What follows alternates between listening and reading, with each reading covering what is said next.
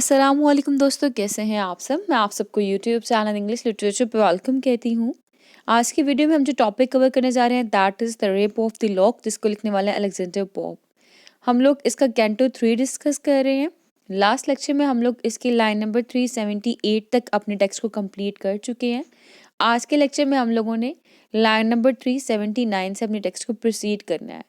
Previous lecture में हम लोगों ने देखा था कि बेलिंडा जो है वो कार्ड्स खेल रही है, उसके ओपोनेंट में बैरन नेम का एक करेक्टर है और पहले बेलिंडा जीत रही थी एंड देन बैरन जीतना शुरू हो गया था।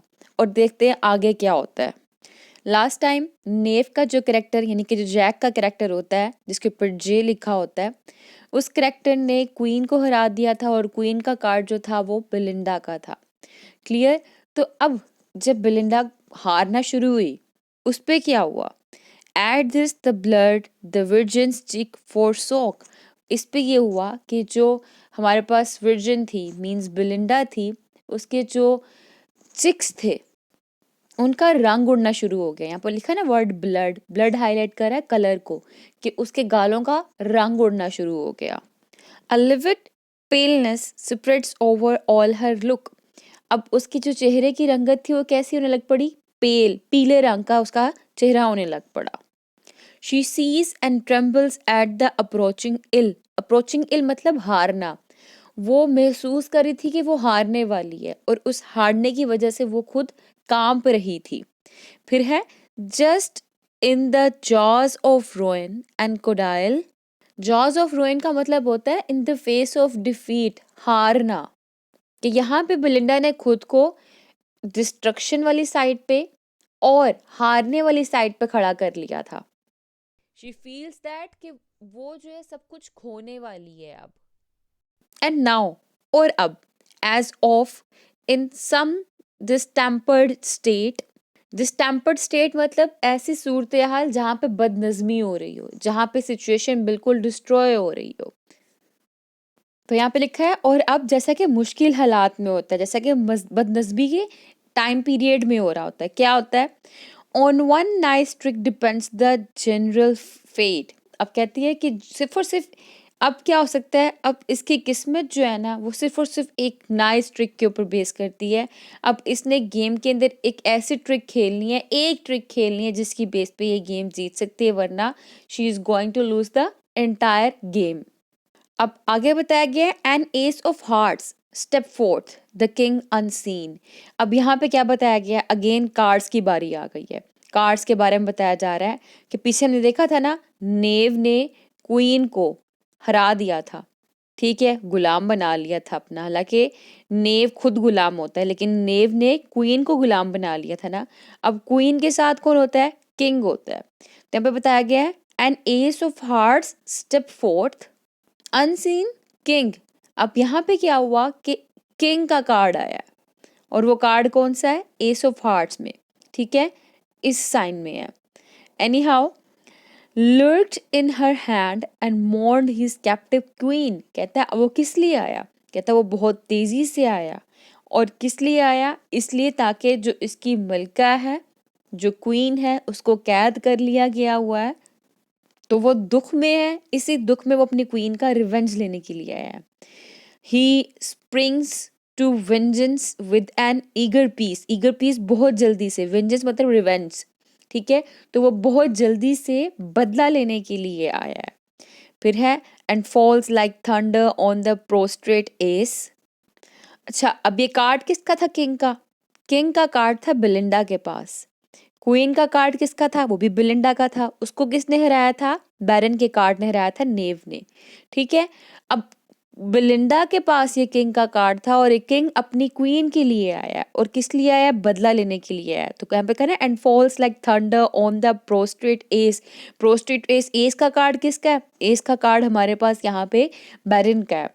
अब वो बैरन के कार्ड के ऊपर थंडर मतलब बिजली, फॉल्स गिरा, बैरन के कार्ड के ऊपर वो बिजली की तरह गिरा। प्रोस्ट्रेट का मतलब होता है सजदा करना। और यहाँ पे कहा गया कि वो जो एस का कार्ड सजदे की फॉर्म में पड़ा हुआ था, प्रोस्ट्रेट फॉर्म में पड़ा हुआ था, उसके ऊपर ये किंग का कार्ड आके गिरा बिजली की तरह। यानी इससे क्या हुआ, जो बेरन का कार्ड था वो हार गया, जो बेलिंडा थी वो जीतना शुरू हुई। The nymph exulting fills with shouts the sky.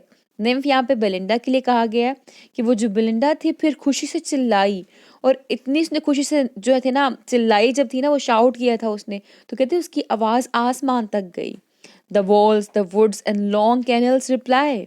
Walls तक, वुड्स तक यानी कि जंगलों तक, लॉन्ग कैनाल्स तक यानी कि दरियाओं तक उसकी आवाज गई और वहां से लौट कर आई। लौट कर आना मतलब जब भी आप किसी खाली जगह पे होते हो, ऊंची से बोलते हो, तो आपको दोबारा से आपकी आवाज सुनाई देती है ना, बिल्कुल वैसा यहाँ पे सीन क्रिएट किया गया है। एनी हाउ नेक्स्ट लाइन देखें। ओह the thoughtless mortals ever blind to fate, too soon dejected and too soon elate। Important lines हैं, और यहाँ पे कहा गया है कि ए इंसान, ओ थॉटलेस मोर्टल्स, मोर्टल्स मतलब इंसान, थॉटलेस मतलब जिसको सोचता ही नहीं है, कि ए ना सोचने वाले इंसान, ए बेफिक्र इंसान, एवर ब्लाइंड टू फेट, तुम हमेशा किस्मत की हेर फेर से ना वाकिफ रहते हो। यानी कि जो किस्मत है, जो फेट है, तुम उस चीज को जान ही नहीं पाते, तुम्हें तुम्हारी फेट में क्या होने वाला है कुछ नहीं पता, तुम ब्लाइंड हो, तुम अंधे हो। टू सून डिजेक्टेड, बहुत जल्दी तुम सैड हो जाते हो। टू सून इलेट, बहुत जल्दी तुम खुश हो जाते हो। यानी देखा बेलिंडा कितनी जल्दी उदास हुई थी, फिर कितनी जल्दी वो खुश भी हुई। कहते तुम्हें तो तुम्हारी फेट का पता ही नहीं है। Honours shall be snatched away, जल्द ही जो तुम्हारी ये विक्ट्री है, ये ऑनर्स हैं, विल बी स्नैच्ड अवे, खत्म हो जाएंगे, अवे हो जाएंगे, दूर हो जाएंगे तुम्हारे पास। ये जो विक्ट्री है ये हमेशा रहने वाली नहीं है। उसके बाद है encourage for ever this victorious day, और ये जो विक्टोरियस डे है, ये फतह का दिन है, ये जीत का दिन है, तुम्हारे लिए जल्दी क्या बन जाएगा, कर्स्ड फॉर एवर, हमेशा के लिए लानत बन जाएगा। यानी वो कह रहा है यहाँ पे कि ना इतना जल्दी खुश होना चाहिए, ना इतना जल्दी उदास होना चाहिए। अब जब तुम खुश हो ही गए हो इतनी जल्दी, तो ये बात याद रखना कि जो विक्टोरियस डे है ना, जल्द ही डिफीट के अंदर भी टर्न हो सकता है। तो ये गेम कौन जीता जी, बेलिंडा ये गेम जीत गई, और एमसीक्यूज में पूछा जा सकता है कि ओम्बर गेम कौन जीता था, तो बेलिंडा जीत गई थी। अब गेम खत्म होने के बाद जी शुरू हो रही है कॉफी पार्टी। क्या हुआ आगे, for low the board with cups and spoon is crowned. यानी गेम खत्म हो गई है। गेम खत्म होने के बाद कप्स और स्पून को रिफ्रेशमेंट के लिए टेबल के ऊपर रखा गया था। The berries crackle and the mill turns round. यहाँ पे ये बताया गया है कि जो कप्स के अंदर कॉफी थी ना, अब वो जो कॉफी है, उस कॉफी के सीड्स को रोस्टेड किया गया था विद क्रैकलिंग साउंड, एक क्रैकलिंग आवाज के साथ। उनको रोस्टेड कहाँ किया गया था, मिल के अंदर, ठीक है। बेसिकली यहाँ पे बताया गया है कि जो कॉफी के बीज है, वो क्या, कॉफी जो है उसके जो बीज है उनके साथ क्या किया जाता है कि कॉफी तैयार होती है, कि बीज को मिल के अंदर डाला जाता है, वहां पे रोस्ट किया जाता है, और फिर उससे क्रैक की आवाज आती है, क्रैकलिंग साउंड प्रोड्यूस होता है, और उनको एक मिल में, एक चक्की में मिक्स किया जाता है। On shining altars of Japan they raise, altars यहाँ पे कहते हैं जी ट्रे को, शाइनिंग चमकती हुई, इनको चमकती हुई जापानीज ट्रे के ऊपर रखा जाता है। The silver lamp the fiery spirits blaze, और वहां पे मतलब एक सिल्वर लैम्प है, उस सिल्वर लैम्प से द फायरी स्पिरिट ब्लेज मतलब आग जलने लगती है, ठीक है। और वो सिल्वर लैम्प किस लिए है, वो सिल्वर लैम्प बेसिकली कॉफी को फर्दर बॉयल करने के लिए है। आगे कहा गया है from silver spots the grateful liquor glide, मतलब यहाँ पे कहा गया है कि चांदी की केतली है, सिल्वर की एक केतली कैटल बनी हुई है, उसके अंदर क्या है, मजीद पानी डाला जा रहा है, मजीद कॉफ़ी, लिक्वर मतलब कॉफ़ी जो है उसकी बात की जा रही है यहाँ पे, वो डाली जा रही है, और वो उस केतली से यानी कि कैटल से निकल रही है। While China's earth receive the smoking tide, China's earth यहाँ पे बात की जा रही है कप की, ठीक है। जो कप है वो चाइना के बने हुए हैं, और कहा गया है कि वो जो कैटल था, उस कैटल से कॉफ़ी को चाइना के कप के अंदर डाला जा रहा है, जहाँ से स्मोक निकल रही है, धुआं निकल रहा है। At once they gratify their scent and taste, अब यहाँ पे क्या है जी, बताया गया वहाँ पे जो भी बॉयज़ और गर्ल्स थे ना, वो इस कॉफ़ी की सेंस ऑफ टेस्ट से और स्मेल से, बहुत स्वीट स्मेल है इस कॉफ़ी की आ रही, बहुत ज़्यादा ग्रेटिफाई, खुश हो रहे हैं, सेटिस्फाइड हो रहे हैं। And frequent cups prolong the rich repast, repast मतलब होता है रिफ्रेशमेंट, तो कहते हैं ये जो रिफ्रेशमेंट है, बहुत अच्छी रिफ्रेशमेंट है। इसको प्रोलॉन्ग रखने के लिए, लंबे अरसे तक रखने के लिए फ्रीक्वेंट कप्स यानी कि बहुत से कप्स जो हैं वो चाय के, कॉफ़ी के पिए जाते हैं। Straight hover round the fair her airy band. अब एरी बैंड यहाँ पे इसके स्पिरिट्स की बात की गई है। कहते हैं यहाँ पे जो स्पिरिट्स हैं वो होवर्ड स्ट्रेट अराउंड हर, किसके, बेलिंडा के इर्द गिर्द घूमे हुए हैं, इर्द गिर्द खड़े हुए हैं, यानी कि स्पिरिट्स ने बेलिंडा को कवर किया हुआ है।